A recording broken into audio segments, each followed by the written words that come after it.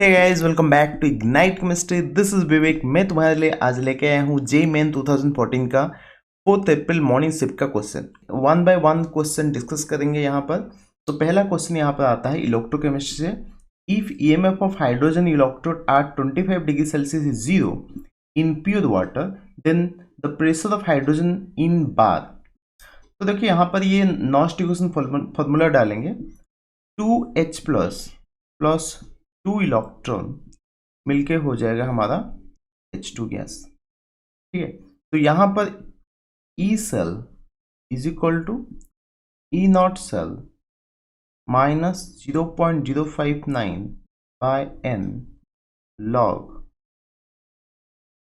Hydrogen. यहां पर hydrogen gas है तो इसका हो जाएगा PH2 pressure of hydrogen into H plus concentration का स्क्वायर। तो यहाँ पर ई सेल होता है 0, ईएमएफ यहाँ पर दिया गया है 0, दैट इम्प्लाइज 0। और हमें पता है स्टैंडर्ड हाइड्रोजन इलेक्ट्रोड का जो पोटेंशियल होता है वो भी 0 होता है, माइनस 0.06 हम डाल देते हैं यहाँ पर बाय 2 लॉग प्रेशर हमें निकालना है H2 divide by concentration of H plus. तो यहाँ से तो ये वैल्यू 0 हो जाएगा और ये जो कांस्टेंट को यहाँ पर मल्टीप्लाई कर देंगे वो भी 0 हो जाएगा। PH2 is equal to H plus square. देखो यहाँ पर H प्लस का कॉन्सेंट्रेशन दिया नहीं गया है, लेकिन हमें पता है यहाँ पर प्योर वाटर का जो 25 डिग्री सेल्सियस में जो H प्लस कॉन्सेंट्रेशन होता है for pure water H plus concentration is equal to 10 to the minus 7। ठीक है, तो यहाँ पर हो जाएगा 10 टू द माइनस 7 का square is equal to 10 to the minus 14। ये होगा हमारा इतना बार। तो आंसर हो जाएगा ऑप्शन 1 10 टू द माइनस 14 बार। पर which of the following element only one oxidation state is possible. बहुत इजी क्वेश्चन है। यहाँ पर स्कैंडियम डी ब्लॉक एलिमेंट का जो 3D सीरीज होता है उसमें स्कैंडियम एंड जिंक का जो ऑक्सीडेशन स्टेट होता है वो कांस्टेंट होता है। स्कैंडियम का होता है +3 एंड जिंक का होता है +2। ठीक है, यहां पर स्कैंडियम ऑप्शन 1 में है तो option 1 is the right answer. Among the following decreasing order of the basic strength. तो बेसिक स्ट्रेंथ का ऑर्डर पूछा है, डिक्रीजिंग ऑर्डर। तो बेसिक स्ट्रेंथ जो होता है वो कॉन्जुगेट के एसिड के ऊपर डिपेंड करता है। जैसे कि यहाँ पर बेस दिया गया है हमें पहले OH माइनस, तो OH माइनस का कॉन्जुगेट बेस क्या होगा? OH माइनस का कॉन्जुगेट एसिड होगा H2O। ठीक है, H प्लस का H माइनस का H2 एंड HCO माइनस का HCOOH एंड CH3CO माइनस का हो जाएगा CH3CO माइनस का हो जाएगा CH3COOH एंड RO माइनस का हो जाएगा ROH। देखो ये है हमारा बेस और ये उसका कॉन्जुगेट एसिड। तो कॉन्जुगेट एसिड एंड बेस के साथ इन्वर्सली प्रोपोर्शनल होता है। तो जो बेस होता है वो inversely proportional to conjugate acid. और ये एसिड का स्ट्रेंथ हमें पता है। यहाँ पर सबसे स्ट्रॉन्गेस्ट एसिड है फॉर्मिक एसिड। तो फॉर्मिक एसिड सबसे अच्छा एसिड है तो उसका जो कॉन्जुगेट बेस होगा उसका बेसिक स्ट्रेंथ सबसे वीक होगा। ठीक है, तो यहाँ पर मैं लिख सकता हूँ सबसे वीक होगा हमारा फॉर्मिक एसिड, उसके बाद एसिटिक एसिड, उसके बाद वाटर, उसके बाद अल्कोहल, उसके बाद हाइड्रोजन। तो उस हिसाब से जो कंजुगेट एसिडिक बेसिक स्ट्रेंथ होगा उसका जो बेस स्ट्रेंथ होगा तो ये हो जाएगा HCOO माइनस, उसके बाद CH3CO माइनस, उसके बाद OH माइनस, उसके बाद RO minus and H minus. तो H माइनस सबसे स्ट्रॉन्ग बेस होगा एंड HCO माइनस सबसे वीकेस्ट बेस होगा। तो देखो पहले OH माइनस डबल में दिए गए हैं, then V, then I, then IV, then triple I. तो ये होगा हमारा सीक्वेंस ऑर्डर, और ये सीक्वेंस ऑर्डर ऑप्शन 2 से मैच करता है। We are given the following graph between P and T। देखो तुम्हें पता है जो प्रेशर वॉल्यूम के साथ अगर ग्राफ ड्रॉ करेंगे तो यहाँ पर डेंसिटी के साथ क्या रिलेशन है। देखो PV is equal to nRT, और हमें पता है प्रेशर इनटू वॉल्यूम, n को लिख सकते हैं weight by molecular mass RT। अभी वेट को उस साइड ले जाते हैं, मास को लेते हैं, V को यहाँ पर ले आते हैं, तो ये हो जाएगा P is equal to W/V, PM is equal to W/V RT। तो यहाँ से वेट बाय वॉल्यूम हो जाएगा डेंसिटी, तो PM is equal to T RT, और 2 RT सकते हैं। तो यहाँ पर रो क्या निकल के आता है, रो इज इक्वल टू, तो ऐसे लिख सकते हैं। अब यहाँ पर मास तो जो मॉलिक्यूलर मास तो फिक्स है, R भी फिक्स है, तो P डायरेक्टली प्रोपोर्शनल टू रो, तो मतलब प्रेशर जितना बढ़ेगा रो भी उस हिसाब से बढ़ेगा, रिलेशन होगा। तो ये हो जाएगा option 1। Which of the following has maximum dipole moment. देखो मॉलिक्यूल स्ट्रक्चर ड्रॉ करते हैं। अमोनिया में ऐसा होता है हाइड्रोजन हाइड्रोजन हाइड्रोजन, यहाँ पर लोन पे PF5 में फास्फोरस के साथ 5 फ्लोरीन ऐसे अटैच होता है, fluorine fluorine fluorine, and NF3 में lone pair fluorine fluorine, and PCl5 में Cl Cl Cl Cl Cl। देखो ये जो PCl5 एंड PF5 ये दोनों का स्ट्रक्चर रेगुलर ज्योमेट्री है, यहाँ पर कोई लोन पेयर नहीं है, तो इसीलिए इसका जो डाइपोल मोमेंट होगा वो 0 हो जाएगा, क्योंकि क्लोरीन एक दूसरे को कैंसिल कर देंगे, तो रेच नेदरलैंड डाइपोल 0 हो जाएगा PF5 एंड PCl5 के लिए। लेकिन जो अमोनिया एंड NF3 में हाइड्रोजन का नाइट्रोजन से कम है, तो इसीलिए यहाँ पर जो डाइपोल मोमेंट होगा नाइट्रोजन के डायरेक्शन में होगा, एंड लोन पेयर ऊपर की तरफ रहेगा, तो रिजल्टेंट ऊपर की तरफ रहेगा। लेकिन यहाँ पर लोन पेयर तो ऊपर की तरफ खींचेगा, लेकिन नाइट्रोजन फ्लोरीन के बीच में फ्लोरीन इज मोर इलेक्ट्रोनेगेटिव, तो नीचे जाएगा। तो ये NF3 एंड अमोनिया के बीच में डाइपोल मोमेंट सबसे ज्यादा होगा, dipole moment of ammonia greater than dipole moment of NF3, ठीक है, क्योंकि यहाँ पर रिजल्टेंट मैक्स ज़्यादा होता है, यहाँ पर रिजल्टेंट एक दूसरे को कैंसिल कर देते हैं, तो यहाँ पर रिजल्टेंट जो होता है वो डाउनवर्ड डायरेक्शन में होता है, और जो अपवर्ड डायरेक्शन का जो लोन पेयर का डाइपोल मोमेंट है वो कुछ हद तक कैंसिल हो जाता है, इसीलिए यहाँ पर डाइपोल कम हो जाता है। तो सबसे ज़्यादा dipole moment ammonia 1 is the right answer. एक कंपाउंड दिया गया है बेंजीन के साथ, ये बेंजो यहाँ पर फंक्शनल ग्रुप कीटोन है, यहाँ पर अल्डिहाइड है, और हमें दिया गया है जिंक मर्क्यूरी कंसंट्रेटेड HCl। और तुम्हें पता है ये जिंक मर्क्यूरी कंसंट्रेटेड HCl जहां पर मिलेगा तो यहाँ पर क्लेमेंसन रिडक्शन होगा, यहाँ पर क्या होगा, क्लेमेंसन रिडक्शन। तो क्लेमेंसन रिडक्शन में होता क्या है कि सारे aldehyde and ketone group converted into alkane, तो यहाँ पर तुम्हारा बॉन्ड ब्रेक होगा ऑक्सीजन कार्बन के बीच में, यहाँ 2 हाइड्रोजन अटैच होगा, यहाँ 2 हाइड्रोजन, यहाँ पर भी बॉन्ड ब्रेक होगा, यहाँ पर 2 हाइड्रोजन और 2 हाइड्रोजन, तो हमारा जो फाइनल प्रोडक्ट मिलेगा ये कुछ ऐसा मिलेगा CH3 CH2 CH3, उसके साथ बाय प्रोडक्ट के हिसाब से वाटर मॉलिक्यूल 2H2। तो option 2 is the right answer, ठीक है। Which of the following is the correct order of fast ionization enthalpy. देखो आयनाइजेशन एंथैल्पी ऑर्डर जो होता है वो डिपेंड करता है एटम के साइज के ऊपर and stability of the molecule. देखो अगर हम रेगुलर ट्रेंड देखेंगे, सबसे छोटा एटम यहाँ पर है फ्लोरीन, उसके बाद ऑक्सीजन, उसके बाद नाइट्रोजन, उसके बाद बोरॉन, उसके बाद बेरिलियम। लेकिन यहाँ पर 2 एक्सेप्शन है, एक है नाइट्रोजन, एक है बेरिलियम। तो नाइट्रोजन का जो इलेक्ट्रॉनिक कन्फ्यूजन है वो 2s2 2p3 है, बेरिलियम का है 2s2। यहाँ पर जो नाइट्रोजन का जो आउटरमोस्ट शेल है, तो यहाँ पर P में 3 अनपेयर्ड इलेक्ट्रॉन है एंड बेरिलियम में 2 पेयर्ड इलेक्ट्रॉन है। यहां पर हम बोल सकते हैं नाइट्रोजन के लिए यहां पर कंप्लीटली हाफ फिल्ड है।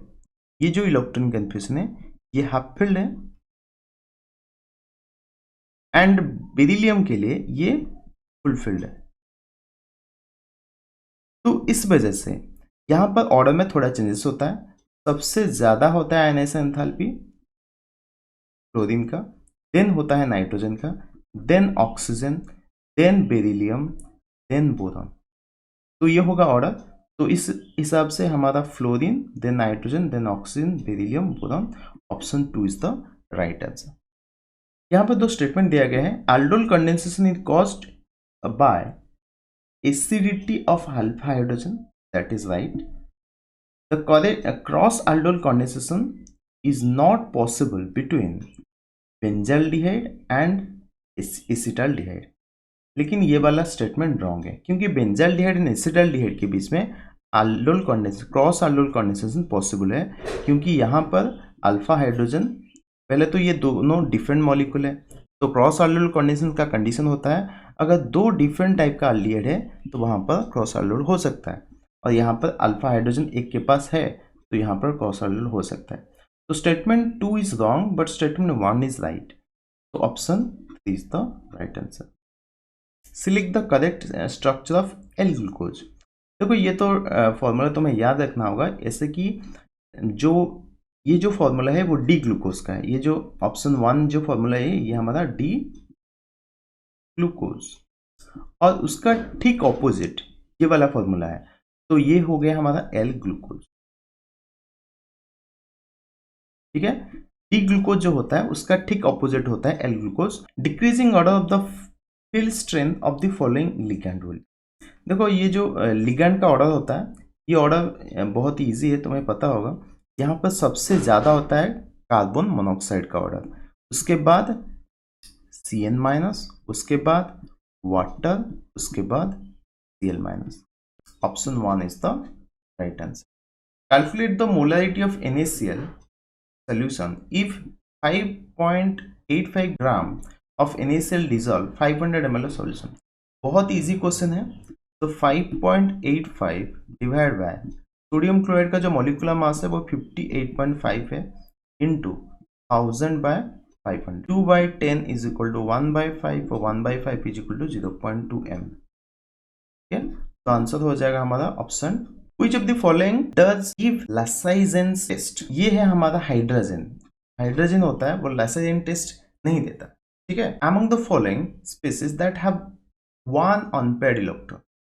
देखो इसको हम कैसे सॉल्व कर सकते हैं। देखो कार्बन के पास जो इलेक्ट्रॉन होता है वो 6 होता है, नाइट्रोजन के पास जो होता है 7 होता है, और एक नेगेटिव चार्ज है इसलिए एक 1 ऐड कर दूंगा, तो ये हो जाएगा 14 इलेक्ट्रॉन सिस्टम। ऑक्सीजन के लिए देखो, ऑक्सीजन में होता है 8 + 8 - 1, ये हो जाएगा 15, और यहाँ पर ऑक्सीजन हो जाएगा 16 + 2 18 इलेक्ट्रॉन। और NO में नाइट्रोजन में होता है 7, ऑक्सीजन को होगा 8 + 1, ये हो गया।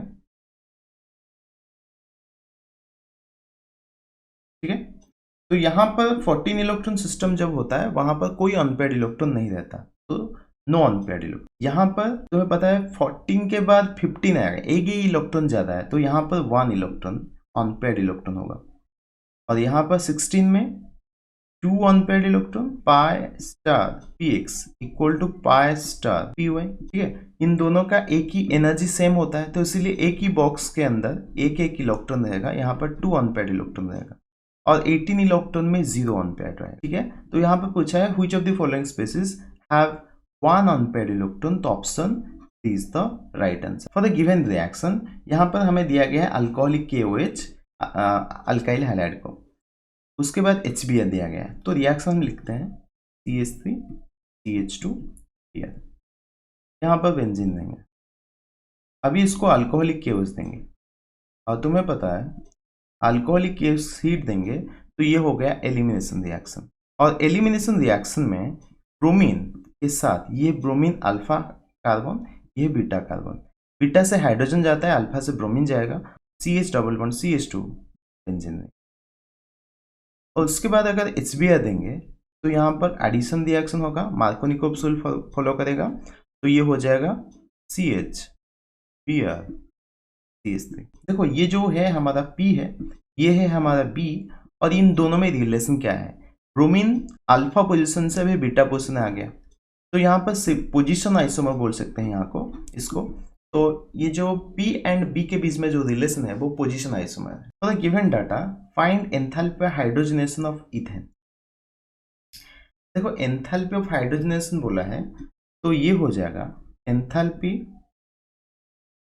Hydrogenation is equal to enthalpy of change in enthalpy of carbon carbon double bond plus change in enthalpy of carbon hydrogen hydrogen single bond plus change in enthalpy of, यहाँ पर माइनस होगा, change in enthalpy of carbon carbon single bond minus change in enthalpy of 2 time change in enthalpy of carbon hydrogen.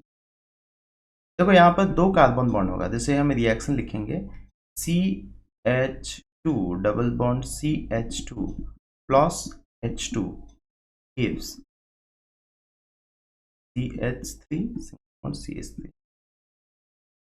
तो ये होगा। तो यहाँ पर हम देखेंगे तो कार्बन कार्बन बीच में डबल बॉन्ड ब्रेक होगा, एक सिंगल बॉन्ड क्रिएट होगा, लेकिन यहाँ पर carbon hydrogen 2 carbon hydrogen bond develop होगा, क्योंकि इस साइड में एक हाइड्रोजन अटैच होगा, ये साइड में एक हाइड्रोजन अटैच होगा, ठीक है। तो इसीलिए यहाँ पर 2 times of carbon hydrogen bond हो जाएगा। तो वैल्यू ऑलरेडी गिवन है, तो डबल बॉन्ड का है 600 plus hydrogen hydrogen bond breaking के लिए 400 minus carbon carbon single bond का हो गया 350 minus 2 into carbon hydrogen bond हो गया 410। तो वैल्यू हो जाएगा, ये हो जाएगा 1000 माइनस ये 1170, तो आंसर आएगा 1 माइनस 170 किलोजूल पर मोल। तो option 1 is the right answer, ठीक है। Find out the wavelength of photon having frequency equal to 900 centimetre number. तो फ्रीक्वेंसी न्यू दिया गया है 900 सेकेंड इनवर्स और लैम्बडा पूछा है, और ये फॉर्मूला हो गया lambda is equal to C by nu. तो C है 3 into 10 to the power 8 metre पर सेकेंड डिवाइड बाय 900। तो ये 3 में कैंसिल हो जाएगा, तो ये हो जाएगा 3, ये हो जाएगा 1/3 into 10 to the power 5 10 to the power 6 metre पर सेकेंड। यहाँ पर सेकेंड इनवर्स कैंसिल, तो मीटर होगा। तो 1/3 पता है तुम्हें 0.33, और ये हो जाएगा 3.3 into 10 to the power 5 metre. तो ऑप्शन हो जाएगा 1। तो नेक्स्ट क्वेश्चन देखते हैं, why ammonium chloride is added before ammonium hydroxide for precipitation of iron Fe3+N। फिर क्या है, देखो NH4OH एक वीक बेस है, ठीक है, तो ये डिसोसिएट होके क्या देगा NH4 प्लस OH माइनस, और NH4Cl एक स्ट्रॉन्ग सॉल्ट है, तो ये डिसोसिएट होकर देगा NH4 प्लस Cl माइनस। और यहाँ पर ये जो रिएक्शन है ये रिवर्सिबल है एंड इक्विलिब्रियम में होगा। अगर ये इक्विलिब्रियम में होए, यहाँ पर मैं फिर अमोनियम क्लोराइड ऐड कर रहा हूँ, तो यहाँ पर जो आयन जनरेट हो रहा है वो कॉमन आयन हो रहा है। तो कॉमन आयन इफेक्ट की वजह से यहाँ पर जो OH माइनस का concentration due to common ion effect ये होगा कॉमन आयन, और ये OH माइनस का कंसेंट्रेशन डिक्रीज करेगा। तो यहाँ पर Fe+3 में ये ऐसा क्यों होता है, क्योंकि Fe+3 जो होता है वो OH माइनस के साथ मिलके FeOH3 प्रेसिपिटेट बनाता है। और ये जो प्रेसिपिटेट होता है ये लो कंसेंट्रेशन लो बेसिक मीडियम में होता है, लो बेसिक मीडियम में, क्योंकि स्ट्रॉन्ग मीडियम में डालेंगे तो ये बनाएगा FeOH4 माइनस, और ये वाटर सॉल्युबल हो जाता है। इसीलिए हम लो बेसिक मीडियम चूज करते हैं।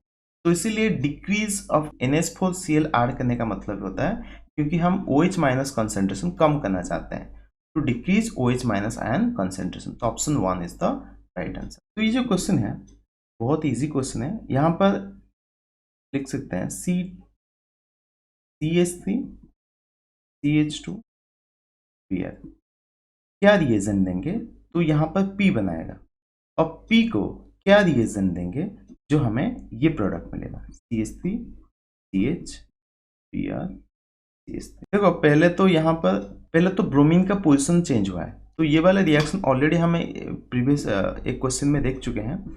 तो यहाँ पर पहले तो हम क्या करेंगे, एलिमिनेशन करेंगे, और एलिमिनेशन के लिए क्या चाहिए हमको, डाइल्यूट एक्यूएस NaOH, नो डाइल्यूट यहाँ पर भी सेम है, तो ये ऑप्शन 1 2 तो एलिमिनेट हो रहा है। अल्कोहलिक कंडीशन में NaOH देंगे, that is right. Alcoholic condition में हम देंगे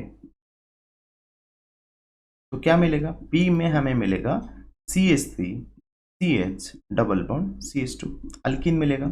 और अल्किन को इससे ब्रोमीन में ब्रोमीन ऐड करने के लिए हम क्या ऐड करेंगे, HBr ऐड करेंगे, ब्रोमीन मॉलिक्यूल ऐड करेंगे। यहाँ पर ब्रोमीन मॉलिक्यूल नहीं ऐड करेंगे, HBr ऐड करेंगे in presence of acetic acid. तो यहाँ पर हम देंगे HBr in presence of acetic. Option 3 is the right answer. देखो मैच द फॉलोइंग दिया गया है।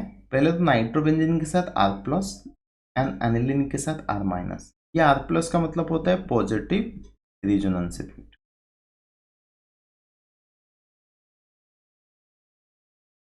और तुम्हें पता है पॉजिटिव रेजोनेंस इफेक्ट कौन दिखाता है, नाइट्रोबेंजीन दिखाएगा या एनिलीन दिखाएगा। तो NO2 जो ग्रुप है वो +- ग्रुप है, एंड NH2 ग्रुप जो है वो +R ग्रुप है। तो इस हिसाब से क्लियर हो जाता है। तो ये जो नाइट्रोबेंजीन है वो एक -R ग्रुप है, एनिलीन है जो +R ग्रुप है। तो +R मतलब पॉजिटिव रीजन, -R मतलब नेगेटिव रेजोनेंस। ठीक है, तो ये हो जाएगा A के लिए I के लिए B, AA के लिए I के लिए AA के लिए A। एंड ये जो रिएक्शन है ये इलेक्ट्रोफिलिक एडिशन रिएक्शन है, +C, ठीक है ये। एंड ये न्यूक्लियोफिलिक एडिशन रिएक्शन, तो ये -C इसको कंसिडर कर सकते। तो ऑप्शन जो हो जाएगा वो 1 हो जाएगा, I का B, AA का A, AA का C एंड IB का D। ये दोनों मैच सेम है। Which of the following is not possible major product, okay. तो यहाँ पर साइक्लोहेक्सिन दिया गया है, HI के साथ देंगे तो एडिशन रिएक्शन हो जाएगा, तो ये वाला ऑप्शन राइट है। सेकंड देखेंगे NaNO2 + HX।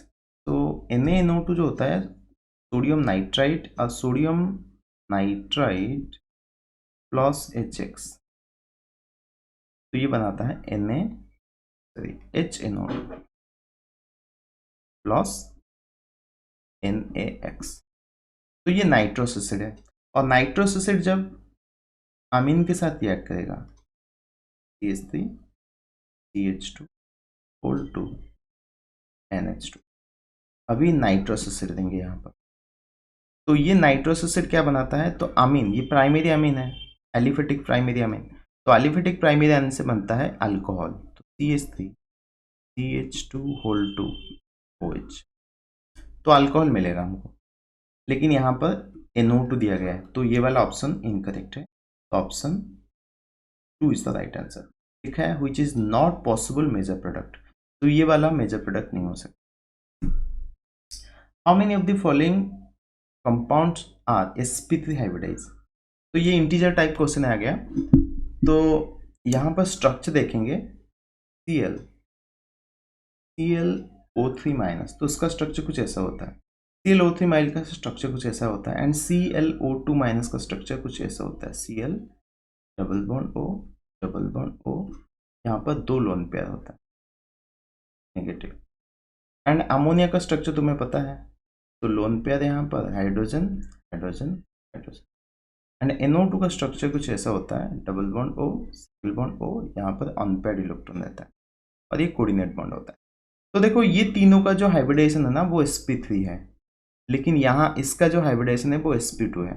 तो यहाँ पे पूछा है how many of the following compounds are sp3 hybridize, तो आंसर हो जाएगा total number of structural isomer possible for the compound with molecular formula C7H16R।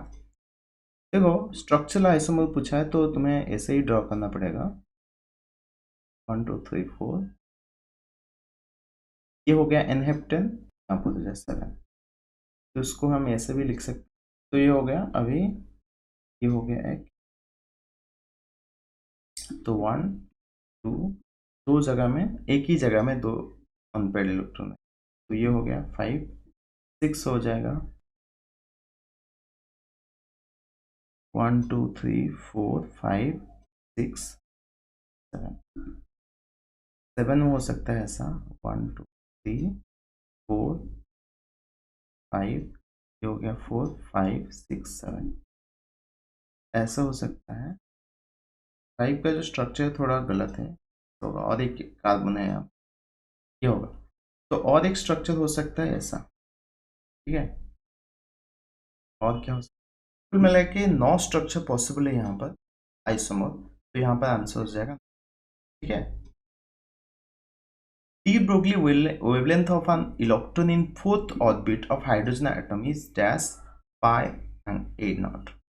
देखो हमें डी ब्रोगली वेवलेंथ का फॉर्मूला पता है, lambda is equal to h by p equal to h by m v, और जो m v होता है m v r is equal to n h by 2 pi, ये तो बोस ऑर्बिट का फॉर्मूला है, तो यहाँ से हम एम भी निकाल लेंगे, तो एम भी हो जाएगा n h by 2 pi r. अगर वो एम भी जगह में वैल्यू पुट कर लेता हूँ तो ये हो जाएगा h by n h by 2 pi r, तो यहाँ से एच एच कैंसिल हो जाता है और 2 पाई आर ऊपर चला जाता है, 2 pi R is equal to N, 2 pi R by N. तो आर क्या होता है, रेडियस, और रेडियस का फॉर्मूला तुम्हें पता है n square by Z A naught angstrom में, तो यहाँ पर हम वैल्यू पुट कर लेंगे, तो ये हो जाएगा 2 pi N square by Z A naught by N, तो ये एन स्क्वायर एन कैंसिल हो जाता है तो स्क्वायर चला जाएगा, तो ये बचेगा 2 pi N by Z A naught. अभी तुम्हें फोर्थ ऑर्बिट के लिए दिया गया है तो एन का वैल्यू हो गया 4, हाइड्रोजन के लिए जेड का वैल्यू होता है 1, तो ये हो जाएगा 2 पाई इंटू 4, ये हो जाएगा 8 पाई एंगस्ट्रॉम में आएगा आंसर, तो ऑप्शन यहाँ पर जो आंसर होगा वो 8 होगा, ठीक है। 50 ml of KMnO4 solution is used for titration with 20 ml of 2M oxalic acid solution in acidic medium। यहाँ पर molarity of KMnO4 solution is x, x का वैल्यू निकालने के लिए हमको दिया है इन मोलरिटी, ठीक है। तो यहाँ पर एक फॉर्मूला हम डालेंगे N1V1 is equal to N2V2, तो यहाँ पर ऑक्सालिक एसिड के लिए मोलरिटी दिया गया है, मोलरिटी इज इक्वल टू, देखो नॉर्मलिटी मोलरिटी के बीच में जो रिलेशन है, normality is equal to molarity into valency factor. तो मैं ये बता देता हूँ जो ऑक्सालिक एसिड के लिए, तो ऑक्सालिक एसिड के लिए जो वैलेंसी फैक्टर होगा वो 2 होगा, एंड KMnO4 के लिए जो वैलेंसी फैक्टर होगा वो 5 होगा, ठीक है। तो यहाँ पर हमारा फॉर्मूला बहुत इजी हो जाता है, तो valency factor into m is equal to n, तो यहाँ पर मोलरिटी दिया गया है ऑक्सालिक एसिड का 2, वैलेंसी फैक्टर हो गया 2, तो ये हो जाएगा 4n। अगर हम लेंगे KMnO4 का नॉर्मल मोलरिटी x, तो x इंटू वैलेंसी फैक्टर हो गया 5, तो ये हो जाएगा 5x, तो मैं पुट कर लेता हूँ 5x into 50 is equal to 20 volume दिया गया है एंड V1 दिया गया है 50, M2 दिया गया है 2M एंड V2 दिया गया है 20 ml। तो वैल्यू पुट कर लेंगे तो यहाँ से मोलैरिटी निकल के आएगा हमारा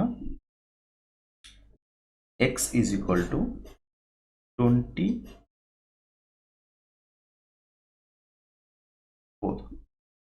तो 20 इंटू 4 डिवाइड बाय 5 इंटू 50, तो ये 0 0 कैंसल, तो ये हो जाएगा 8 बाय, और 8 बाय 25 होता है 0.32, ठीक है। तो ये आंसर हो जाएगा हमारा 32 इंटू 10⁻²⁰ m, ठीक है। क्योंकि हमने मोलैरिटी को x लिया था तो ये x का वैल्यू इतना ही निकल के आएगा, राइट। तो x का वैल्यू हो जाएगा 32, तो आंसर हो जाएगा 32। A solution having non-volatile solute in water shows elevation in boiling point of 2 degree Celsius. तो हमें डेल्टा टी पी दिया गया है 2 degree Celsius. Find out the vapour pressure of the solution. Vapour pressure of the solution मतलब P1 पूछा है, P पूछा है, वेपर प्रेशर ऑफ सॉल्यूशन कितना है, एंड प्योर वाटर का वेपर प्रेशर P नॉट हमें दिया गया है, P1 पूछा है, P1 नॉट दिया गया है हमें 760 mmHg। Kb का वैल्यू दिया गया है हमें 0.52 kilo joule kelvin KG mole n work, यहाँ पर Kb गिवन है, ठीक है। हमें पता है formula del TV is equal to Kb m, and यहाँ से हम m निकाल सकते हैं, m is equal to del TV by Kb। Del Tb है हमारा 2 बाय Kb हो गया हमारा 0.52, तो ये होता है 0.38, तो ये जो होगा हमारा मोलरिटी हो गया। अभी मोलरिटी से हम मोल फ्रैक्शन कैसे निकालेंगे, ऐसे फॉर्मूला है। तो मोल फ्रैक्शन ऑफ सोल्यूट ये हो जाएगा molarity by molarity of solute plus molarity of water. अब तुम्हें पता है जिसको वाटर का जो मोलरिटी होता है वो 5.5 होता है, ठीक है। अगर ये वैल्यू हम कैलकुलेट करेंगे तो ये आएगा 0.0648, ये कैलकुलेट करना पड़ेगा तुम्हें। और यहाँ से मोल फ्रैक्शन पता चल गया तो हमें जो relative lowering vapour pressure P1 not minus P1 divide by P1 not is equal to x solute. तो यहाँ पर P1 नॉट दिया गया है 760 minus P1 divide by 760 is equal to 0.0648। अगर यहाँ पर कैलकुलेट करोगे तो P1 निकल के आएगा 710.74, और ये नियरली इक्वल टू 711 mm, तो आंसर हो जाएगा हमारा 100। How many of the following coordination compound have even number of unpaired electrons? Unpaired electron even होगा। देखो वैनेडियम के साथ ये कोऑर्डिनेशन कंपाउंड का क्वेश्चन है, BH2O होल 6 प्लस 2 प्लस। देखो वैनेडियम का यहाँ पर +2 इलेक्ट्रॉन का +2 स्टेट है, आयरन का है +2, कॉपर का है +2, निकेल का है, क्रोमियम का है। तो वैनेडियम के पास कितना इलेक्ट्रॉन रहेगा 3D में? 2 इलेक्ट्रॉन रहेगा। आयरन के पास 6, क्रोमियम के पास 3D 9, निकेल के पास 3D 8, क्रोमियम के पास 3D 4। अगर 3D में 2 इलेक्ट्रॉन रहेगा, वाटर एक वीक फील्ड लिगैंड है तो पेयरिंग नहीं कर पाएगा, तो यहाँ पर 2 अनपेयर्ड इलेक्ट्रॉन है। यहाँ पूछा है even number of unpaired electron, तो ये भी काउंट होगा। आयरन में 1 2 3 4, तो यहाँ पर 1 2 3 4 5, तो 4 अनपेयर्ड इलेक्ट्रॉन है, ये भी इवन नंबर में आएगा। कॉपर के लिए देखेंगे 9 है तो इवन तो होगा नहीं, 1 2 3 4 5 6 7 8 9, तो यहाँ पर नहीं होगा अनपेयर्ड इलेक्ट्रॉन, इवन नंबर में नहीं।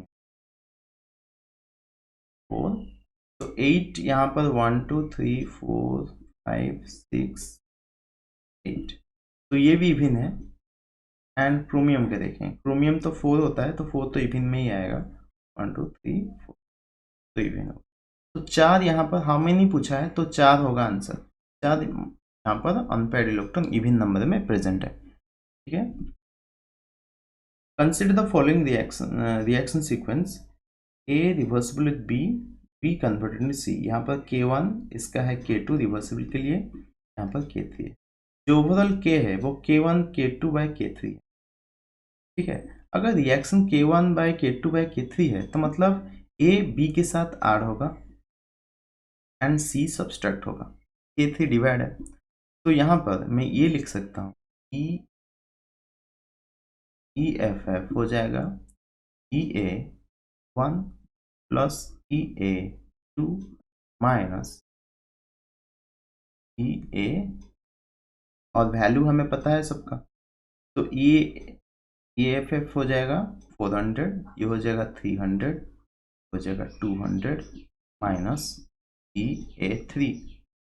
तो यहाँ पर जो EA3 निकल के आएगा वो हो जाएगा 100, तो आंसर होगा 100, ठीक है। ये हो गया हमारा answer. Next question, X gram of ethylamine on react with sodium nitrate with HCl produce 2.24 liter of N2 gas at NTP. The value of 2x will be। पहले रिएक्शन लिखते हैं। देखो NaNO2 प्लस HCl दोनों मिलके देंगे HNO2 plus NaCl, और ये जो इथाइलामिन है इसका फॉर्मूला है C2H5NH2, और ये मिलेगा नाइट्रस एसिड से HNO2 के साथ, तो हमें देगा C2H5OH, अल्कोहल देगा प्लस नाइट्रोजन गैस रिलीज होगा प्लस वाटर रिलीज होगा। तो देखो ये रिएक्शन बैलेंस है, तो इसका मतलब ये है यहाँ पर 1 मोल अगर मैं C2H5NH2 लूँगा तो मुझे 1 मोल ऑफ नाइट्रोजन मिलेगा, ठीक है। तो यहाँ पर कितना प्रोड्यूस हुआ है 2.24 लीटर, तो लीटर को अगर मोल में कन्वर्ट करेंगे तो ये हो जाएगा 2.24 डिवाइड बाय 22.4, तो ये हो जाएगा 1/10, 1/10 मतलब 0.1 मोल। अगर नाइट्रोजन मुझे 0.1 मोल मिल रहा है तो मेरे पास इथाइलामिन भी 0.1 मोल में प्रेजेंट होगा, और ये बोला है 2x का, अभी उसका 2 टाइम्स मतलब जो हमारा वैल्यू हो जाएगा वो 0.2 मोल होगा। लेकिन क्वेश्चन आंसर मुझे मोल में नहीं पूछा है, वो ग्राम में पूछा है। अभी ग्राम का मॉलिक्यूलर मास मल्टीप्लाई कर देंगे, इतना मोल इंटू मॉलिक्यूलर मास, तो 0.2 इंटू, देखो कार्बन का है 12 इंटू 2 24, हाइड्रोजन यहाँ पर 7 है, नाइट्रोजन 14, 14 7 हो गया 21, 21 ये हो गया 24, हो जाएगा 45, तो 2 टाइम्स ऑफ 45 90, ये हो जाएगा 9 ग्राम, ठीक है। तो ये हो जाएगा आंसर। तो यहाँ पर x का वैल्यू होगा 9 ग्राम होगा।